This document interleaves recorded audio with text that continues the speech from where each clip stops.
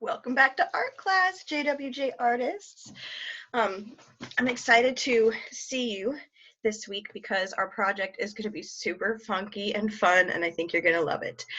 The work you did last week was amazing, absolutely stellar, outstanding. I'm not even done finishing the gallery video yet because it's so hard to select the top 50 out of how many amazing submissions you guys turned in.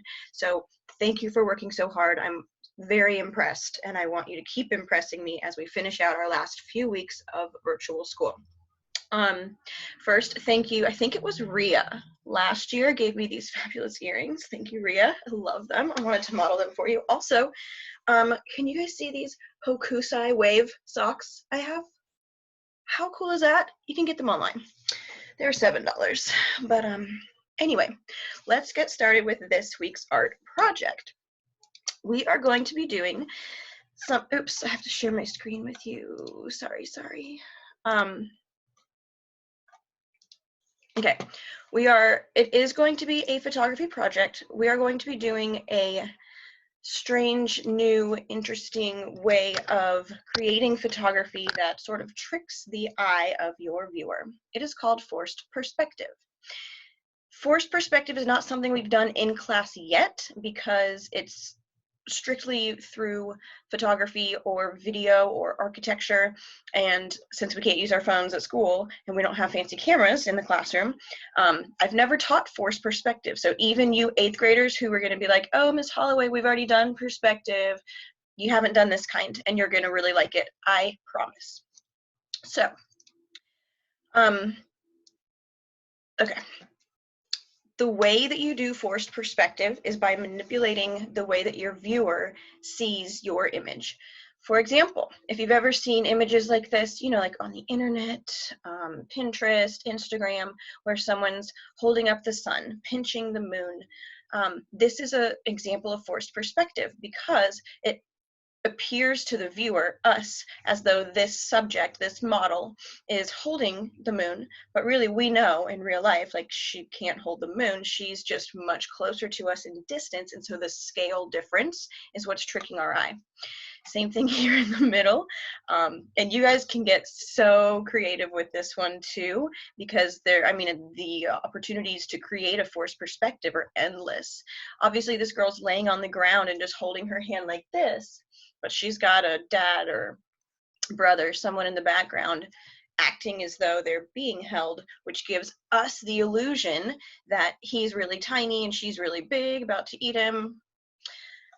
This one on the right, the hand also coming, and so this might be a really good option for you guys. I'll show you some examples near the end of the video, but doing something where you actually have your phone and you're holding something in your hand, and then there's something in the background that's much further away, so that it creates this illusion of, we know she's not wearing the piece of a book page as a dress.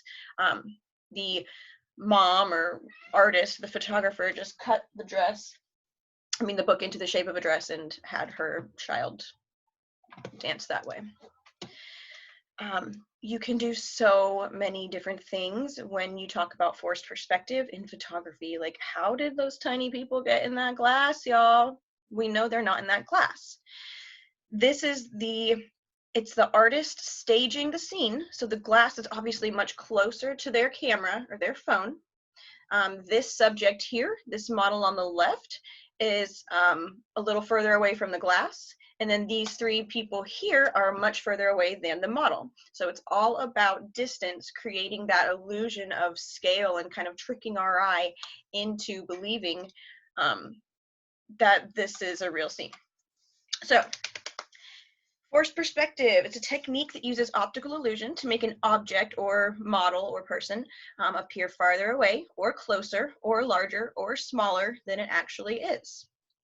We will be experimenting heavily with distances, vantage points of where you're going to have your camera really high, really low, and mostly scale. Scale is what we're going to use the most on this project, but it's going to be amazing, and you guys are going to crush this, and I cannot wait to see your submissions this week rolling in. I just get so excited.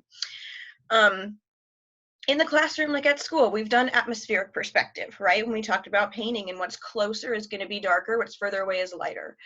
With linear perspective, we did 1-point perspective when we did our cityscapes. We did 2-point perspectives. We did those hallways using the rulers and math and measuring everything. So you know about perspective and how artists use it in their creations. We just haven't done forced perspective, and I think you're going to have so much fun with this. So again, the distance between your objects is key. The attention to detail, key. For example, this one over here on the right, the model is pretending to be holding a balloon, okay? But really we see that the photographer's hand is right here holding a ball of yarn. But if her hand right here wasn't positioned right where that yarn was falling, it wouldn't look like she was actually holding a balloon. Over here on the left, clearly we know in real life that he's not standing on a water bottle because they're much different in size and scale. But the way that the photographer measured the distance out, he has the bottle and the model, I'm rhyming, the bottle and the model are the same size, and this part right here, where the foot touches the bottle top, the cap, is key, because if that wasn't lined up perfectly, we wouldn't have that illusion that he's actually standing on it. You might have seen this before in a town called Pisa in Italy. There's this leaning tower. Ever heard of it? Some of you guys have probably been there. But I mean, you can Google search Leaning Tower of Pisa forced perspective, or even just Leaning Tower of Pisa photography. You will find millions of people either holding it up, you know, like it's leaning, or eating it like an ice cream cone, or like these cute little kids pretending like they have their backs up against it. This is, whether you knew it or not, forced perspective. So how creative can you get with this? I'm not going to tell you, I'm asking you, because you are the artist. You are going to come up with a story or even just a scene. So this one here I found off the internet. It's an ESPN Hot Air Balloon, and this guy here is clearly with his left hand putting it in front of the camera. His right hand is holding the camera, and then it makes it look like he's popping the balloon to fall on all of these people. That tells a story. That's a narrative. He's saying something about the sports industry and using this photograph to narrate that. Over here on the right, I mean, kind of cute. This makes me think of like Tinkerbell from Peter Pan. You know, she's so tiny, and everyone else. That's an example of forced perspectives too. So we know that this jar isn't really over her hand, like she's about to get up inside of it. We know that. But the way that this artist, this photographer staged it makes, I mean, it tells an adorable, fantastic story. It's like magic and fantasy, and you can do that. Hey, my kitties are fighting. Hey! You can do that with your photography too. I'm gonna pause this. Hey!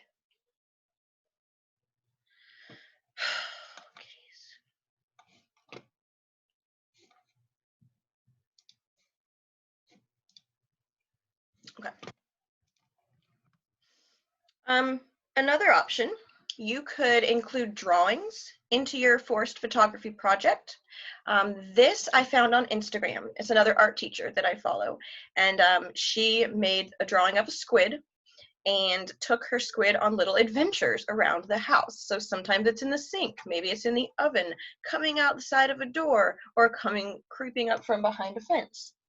You could create a character of your own and take your character on little adventures and use forced perspective with your character drawing, instead of using a model or an object, because this, I mean, this is fun. It's silly, it's cute, and it works. It definitely tricks your eye. And just what a fun adventure anyway to do that. This creature here on the right, we know that the frog's not that big on the side of some Dutch building, but the way that the photographer and the artist staged that made it look as though he's like coming around the side.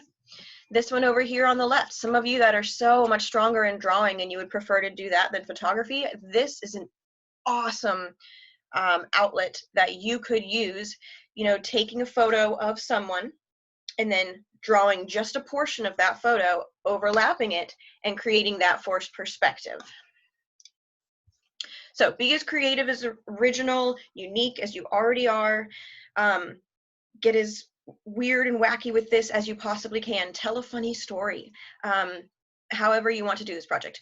But for those of you that I know are going to say, I don't have any ideas, I don't know what to do, I have come up with some catchphrase examples for you guys to fall back on, and they are super cool.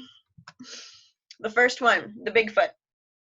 So this one right here, what you would do is have a pair of shoes closer to your camera, and then have your model or even yourself on a timer step back 4, 5, 6 feet and make sure that the ankles are lined up with the shoes so that the shoes appear to be that much bigger, but that the feet are actually in them. This is a great option.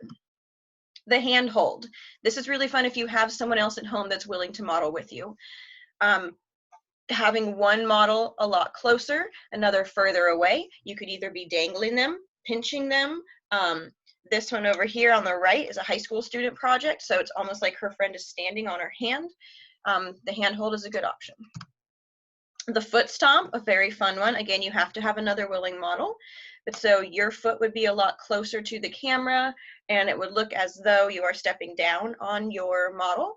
And then your model is a lot further away, either laying down, sitting down. They could even be standing up like this, kind of keeping the foot away, but it still has that really funny narrative of the fact they're about to get the foot stomp. The pinch. We've done this in class before, right? When we did measuring and you like lean back, pinch someone's face. You could do that with the sun. You could do that with hot air balloons, which you might not see. You could do it with trees, animals, golf balls, basketballs. However, the pinch has to be you're holding the camera in one hand and your hand is pinching whatever object you choose with the other hand. The big bite. This can be really fun. Having an object, this is so funny to me, having an object that's further away, but your mouth really wide open. The big bite is definitely a fun option. The little person with large object. You would have to have a large object very close, like this balloon or this sandcastle and shovel, and then your model has to be much further away. And again, the alignment has to be perfect. We wouldn't think that she was actually blowing up this large balloon, which we know she's not, if that alignment of her face and the little tip of it wasn't perfectly matched up. So this is a really fun one to do too. And you could do any object that you can find to make it fun and interesting.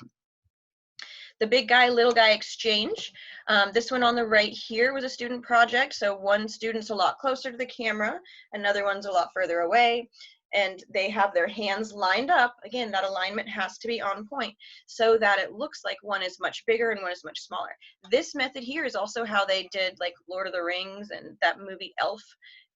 Wherever there's one character like Gandalf or Buddy that's much larger than the other characters.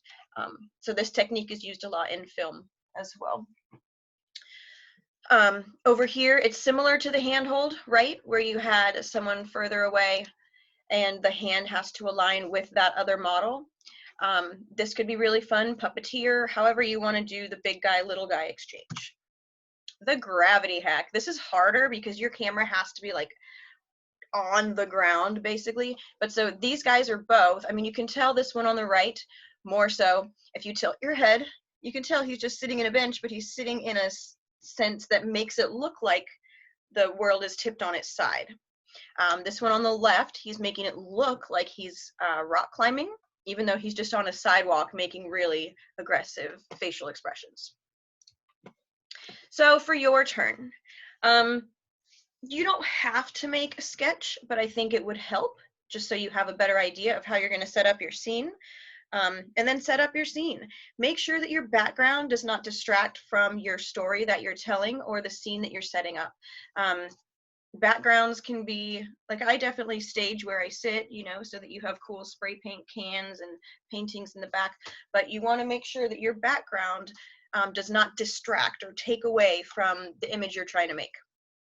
Make sure the alignment, the distance, the scales, your accuracy it has to be perfect for this project to succeed and for you to actually fool your viewers. And just take a few test shots. Don't just do one and done, because good is not great. We're going for great, and I know that you can be great. You can impress me like you have been every single week.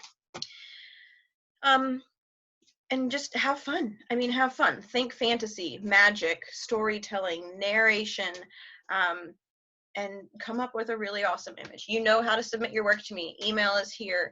Instagram is here. Smartest Artist channel is always an option too. So I want you to have fun with this. I will post a couple extra videos during the week of how-tos or more examples that you could use. And I can't wait. I can't wait to see it. I can't wait for you to see the gallery video tomorrow from last week's reflection submissions. They're gorgeous. They're gorgeous. And if you have any questions at all, as always, reach out to me, email, Instagram, through the teams, however. So I hope I didn't go too fast again. And signing out, art class, quarantine 2020. I can't wait to hear from you guys and see your work. Have a great week.